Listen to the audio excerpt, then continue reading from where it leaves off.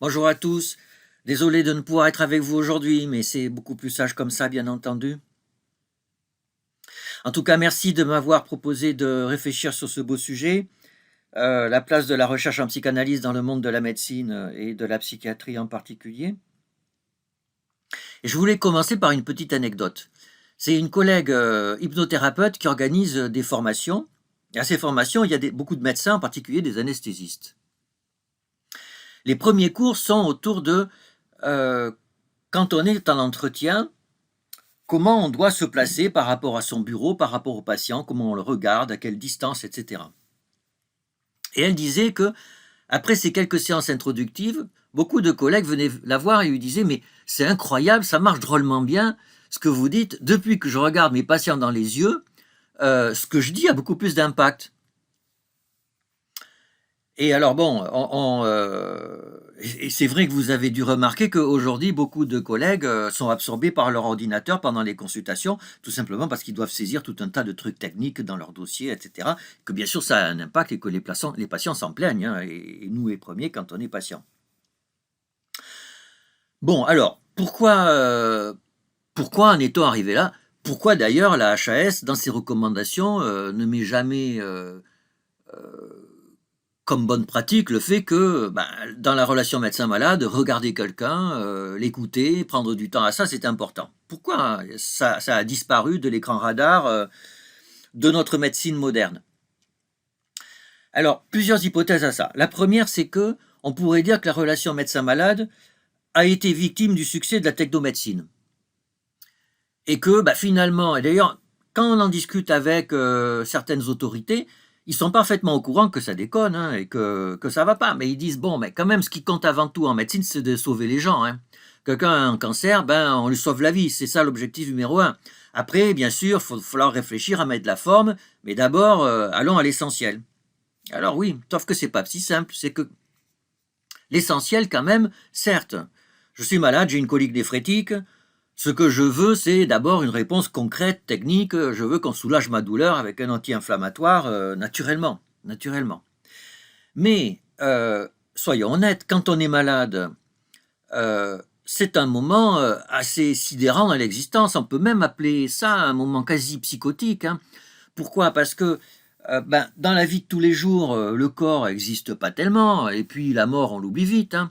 Alors que le jour où vous êtes malade, tout d'un coup, votre corps, il est là, et puis la mort, c'est plus un fantasme. Et donc, votre rapport à la réalité a changé. Et ça ressemble à quelque chose de psychotique.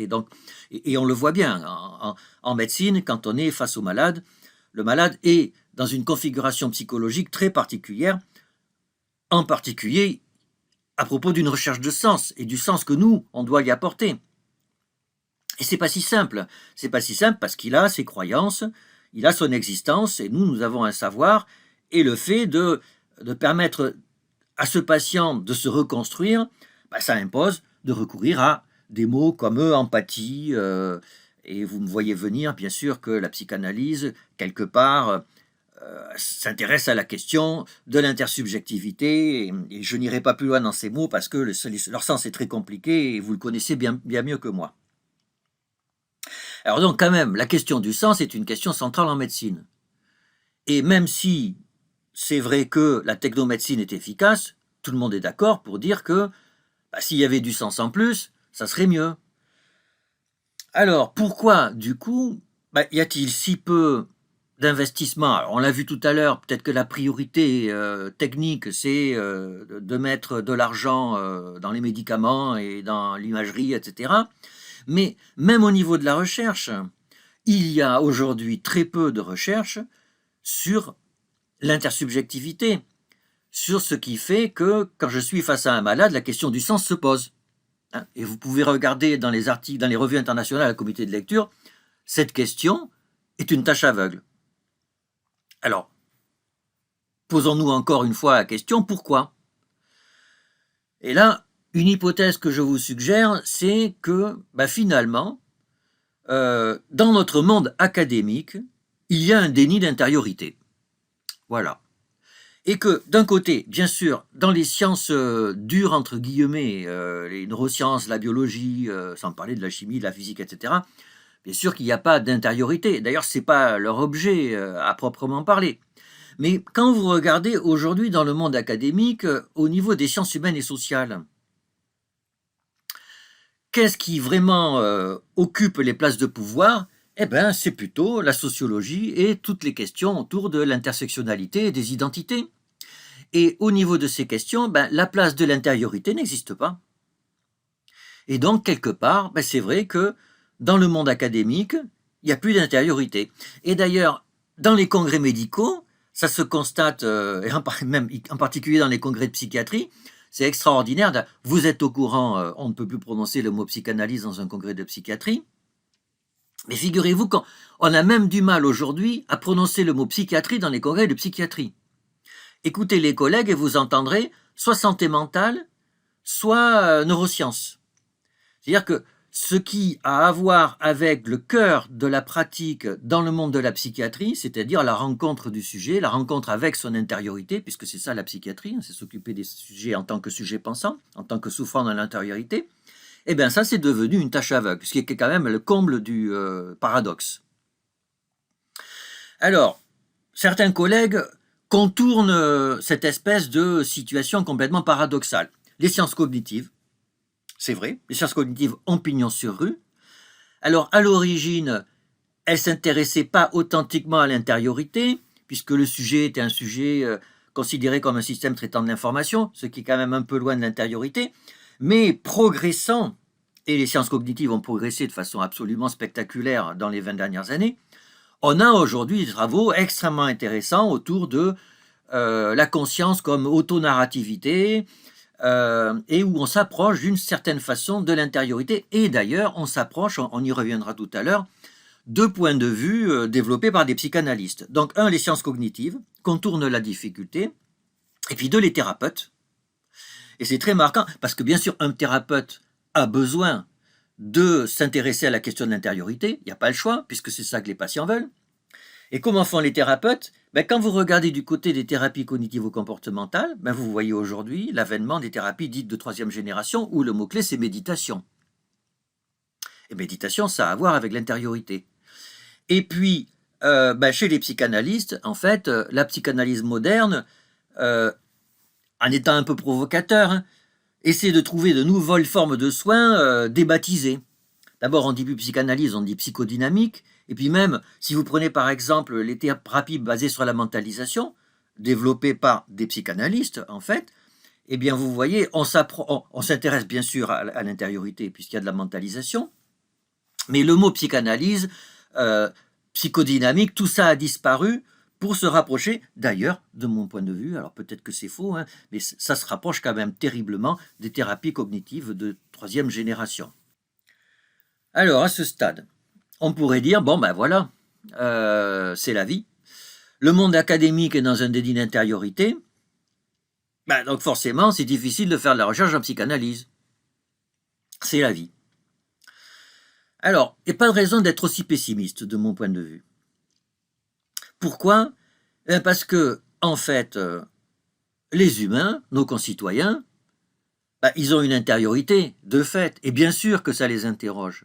Il suffit de se balader dans les rayons des librairies, et vous voyez des piles de bouquins autour de questions de détox, de tout un tas de pratiques et de théories un peu bizarroïdes, qui trouvent un certain succès. Pourquoi? Parce que ça répond à des questions que se posent les gens. Et bien sûr, c'est des réponses qui sont franchement pas sérieuses. Et donc ça ne peut pas durer.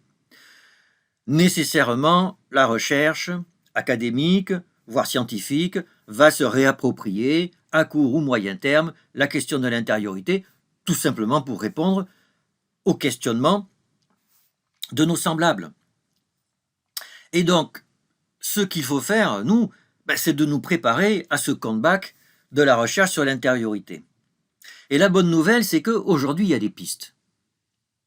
On voit poindre des pistes de rapprochement entre la théorie psychanalytique et certaines percées dans le monde, alors tant des neurosciences, de la neurobiologie, que de l'informatique ou de la physique théorique.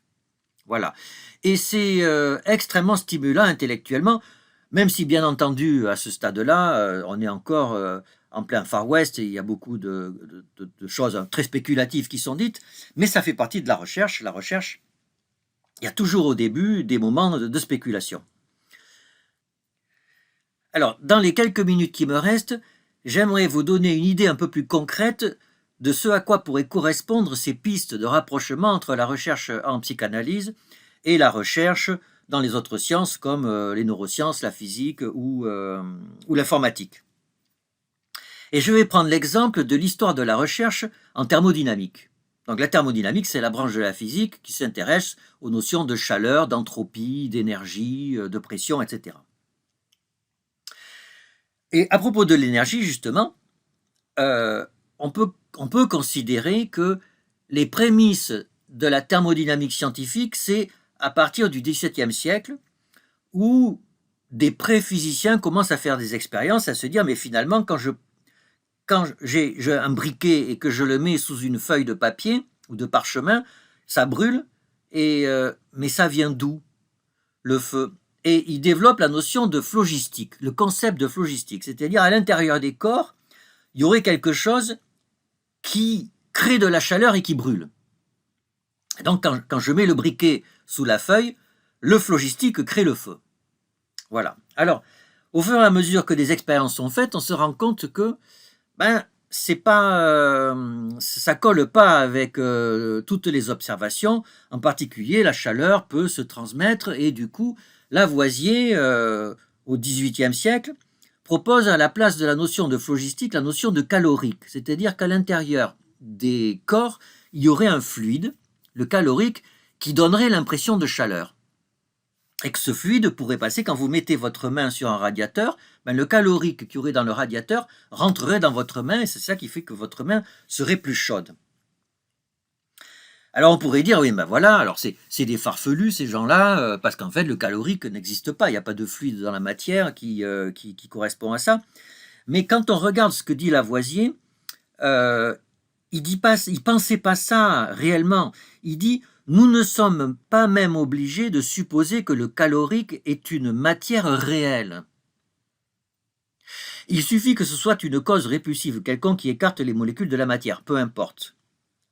Et on peut ainsi envisager les effets d'une manière abstraite et mathématique. Donc pour Lavoisier, le calorique, c'est pas forcément quelque chose de réel, c'est quelque chose qu'on envisage et qui nous permet de considérer la chaleur, l'énergie d'une façon abstraite et mathématique. Pourquoi je vous parle de ça alors qu'on est à un congrès de psychanalyse? C'est parce que de mon point de vue, les topiques freudiennes, en fait, ça relève exactement, en termes épistémologiques, du calorique pour Lavoisier.